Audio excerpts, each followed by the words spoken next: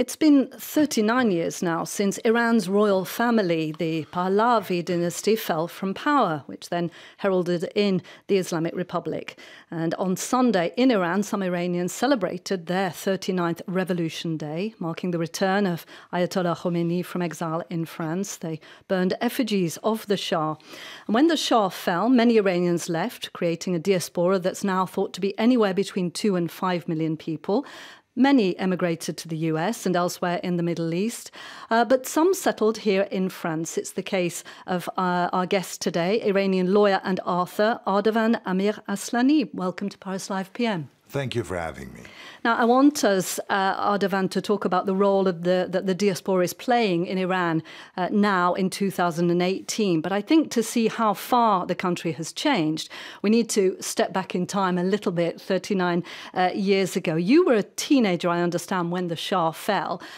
Tell us a little bit about what it was like, what you witnessed. I remember the year 1979 vividly. I was a 14-year-old high school student at that time, attending an English-speaking school in Tehran, and I witnessed on a daily basis the movements that ended up with overthrowing the Pahlavi dynasty. I saw the millions of people marching in the streets, clad in chadors, and men growing beards, asking for the Islamic Republic to be entrenched as a new political system in Iran, accusing the Shah and his regime as American lackeys, a military regime, reminding the international community of the horrendous behavior of the then secret police called the Savak, that was unanimously acknowledged as the worst and most aggressive secret police in the world. I remember those days. I also remember the streets of Tehran with women dressed in Western-style fashion, wearing skirts, mini skirts, their heads not covered, bars selling alcohol shops and venues, cabarets. So it was a Western-style kind of a life that was waiting to explode. And the explosion just took place a few months before I left the country in February 1979. How come you came to France rather than going, for example, to the US? You know, I was a 14-year-old, and at that time, the decision was made by my parents. As I was at an English school, I should have, in effect, landed a position within a high school probably in London or the US. But we had some family members living in France, some connections to France, and that's what brought us over here. How easy was it for you to get your assets, your money, your things, your possessions out of Iran and over to Europe? Extremely difficult, as a matter of fact. My father was an industrialist at that time, and his assets were confiscated by the revolution. So our standard of living, if I dare say, was substantially modified, and we ended up having a lower middle class lifestyle in Paris compared to the one that we led in Iran prior to that. And that's the reality that the vast majority of Iranians who left the country at that time encountered. It was a difficult time, I remember. Is it still difficult from that point of view? I mean, the money thing, you know, because obviously for so many years then assets were frozen, weren't they, in Iran? See, the Iranians who left at that time have basically accepted to draw a line between their past lives and the new lives that they created for themselves here in France. You know, I've been living in France now for 39 years, ever since the Iranian Revolution. I'm a lawyer now with more than nearly 3 decades of experience, so my life has changed. My source of income have changed. But I remember Iran, and I am very closely attached, if I dare say, to what Iran represents, you know, in order to paraphrase what a famous French author who won twice the Goncourt prize, Romain Gary, said, "I don't have a single French blood in me, but I have France that is flowing in my veins." Now, as we said in the introduction, Iran has clearly changed quite considerably since that time, 1979, with the arrival of the Islamic revolution. But just what are the sort of key changes for you? The changes have been fundamental. I mean, Iran, the country had only witnessed a form of government that summarized itself in a monarchy. The oldest monarchy in the world, which is the Iranian one, was overthrown and replaced by a theocracy. The only theocracy in the world today is the Iranian theocracy, the Islamic Republic of Iran. So the form of government changed, number one. Number two, Islam, from a side issue as being a religion in the private sphere of regular Iranians, suddenly became the law of the land, governing divorce proceedings, inheritance issues, the daily lives of the people. The dress code changed.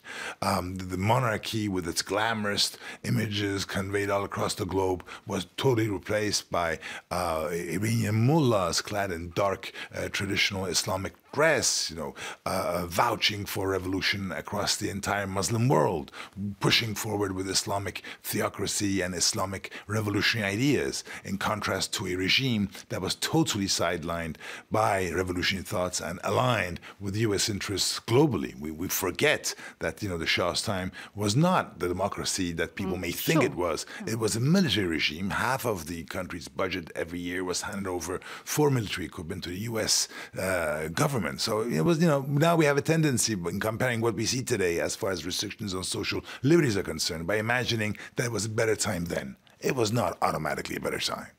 Now, things are changing quite rapidly at the moment, of course, aren't they, with a slightly more reformist President Rouhani and the lifting of economic sanctions against Iran in 2016. The situation is not easy, but nonetheless, now there is more trade. I know that you've written about, you advise French companies about going and doing business in Iran. How is that going? Let's take the big French companies. Are they up there doing business now with Iran? You see, the great problem about the opening up of Iran from an economic point of view is the problem of American sanctions that continue hitting Iran. Those sanctions that have not and were not removed by the nuclear agreement of July 14, 2015. Sanctions that hit Iran on the grounds of non-compliance with international rules for human rights or Iranian alleged support of international terrorism. All of these American sanctions that continue to remain in force have prevented any kind of a project finance, enabling thus foreign companies to penetrate the Iranian market. If you look at Iran, the foreign companies that have gone into Iran,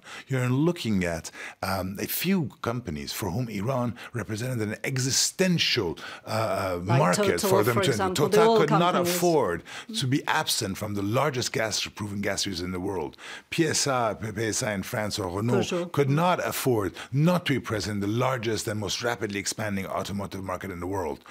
So these companies had to go, and they went there. But these put aside, who are the others? Not many of them. Recently, Bouygues, the French construction company, left Iran. Orange, one of the leading, left Iran, closed their offices, shut it down, and repatriated their foreign expats over there. Is this since the arrival of Trump and a slightly more hardline approach to Iran? This is since the arrival of Trump, and people need to understand that ever since the President Trump was inaugurated, no new OFAC licenses, which are necessary for doing business in Iran by companies using American products have been issued. So the Iranians are living in dire economic straits today.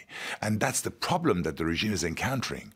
They overpromised the benefits and dividends that the Iranian population would obtain pursuant to the signature of the nuclear agreement in comparison to the reality of those dividends, which are merely non-existent. Where are the jobs that were promised? Where are the billions of dollars that were promised by Mr. Rouhani, who sure is, of course, a pragmatist and a reformist-minded president in comparison to the conservatives on the other side. But still, they overpromised, and they created hope that was never actually fulfilled.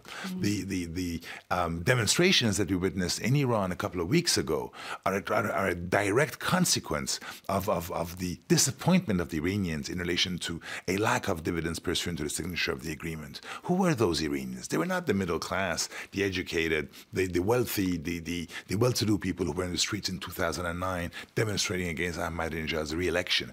These people were those who were protesting against the hike in the price of eggs, and price of dairy products, peasants, low-key industrial employees, the vast majority of Iranians who were in very, very difficult financial situation. And this is a consequence of the lack of foreign investment in Iran. Just for you to know, just one example, I'll hand over the micro to you. McKinsey, this international global company, estimated that the Iranian market represents $1,000 billion potentially. Ever since the nuclear agreement was implemented in January 16, 2016, only 15 billion have been invested in Iran at the best. Right. So there's money to be made in Iran. We were talking about protests, and the most recent protests, peaceful protests, of course, have been from Iranian women who are now standing up, if you like, to the mullahs and demanding the right not to have to wear the veil, which in public places is compulsory. That's quite a big deal, isn't it? It is a big deal. I mean, the female population of Iran, like everywhere else, represents half of the country. These people were, the girls, the women in Iran were those who voted massively for Rouhani's re-election because he promised them to designate females in governmental positions as members of the cabinet to positions of responsibility. And this has not happened. No female is a member of the Rouhani cabinet, and the female population of Iran feels disappointed. And what's going to change Iran in the long run is not going to be in so much democracy, but demography.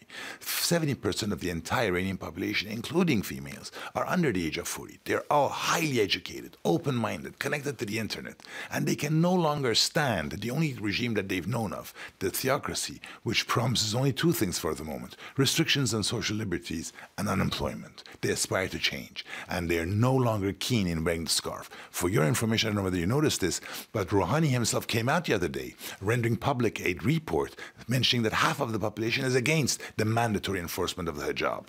Interesting that women may indeed be at the front line of another, as perhaps Iranian revolution. Many thanks. That's all we've got time for today. Iranian lawyer and author Ardavan Amir Aslani. Thank you for having me.